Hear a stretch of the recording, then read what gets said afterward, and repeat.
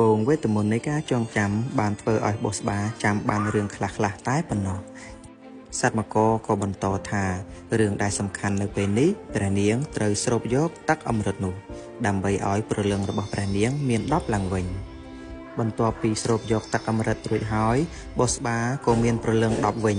ហើយបុស្បាក៏ឡើងដល់កម្រិតទី2ថ្នាក់កំពូល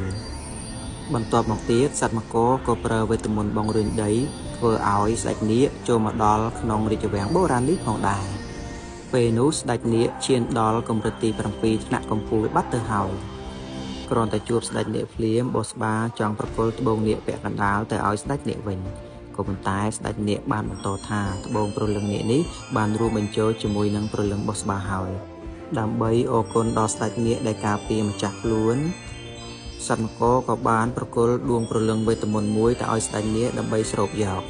ពេលដែលស្ដេចនាគស្រូបយកហើយស្ដេចនាគក៏ឈានដល់កម្រិតទី8ថ្នាក់បឋម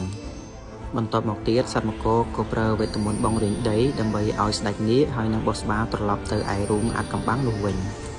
រីឯសត្វមកវាមិនបានរួមដំណើរទៅជាមួយនឹងស្ដេចនាគនិងបុស្បានោះឡើយវាត្រូវនៅការពាររាជវាំងបុរាណនេះហើយវាក៏បន្តថាថ្ងៃណាមួយព្រះនាងនឹងត្រឡប់មកវិញជាមិនខាន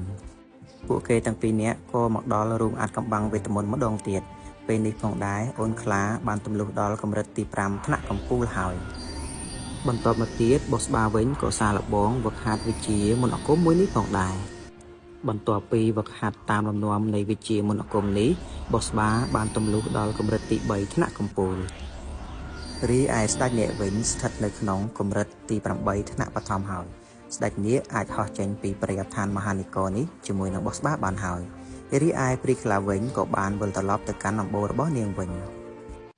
ប្រមាត់ប្រម៉ង់នេះវាស្ថិតនៅក្នុងកម្រិតទី8ថ្នាក់មធ្យមខ្ពស់ជាស្ដេចនាគវាចូលចិត្តខ្វះយកប្រមាត់មនុស្សដើម្បីយកមកវឹកហាត់សូមរងចាំតាមដានទស្សនាជាបន្ត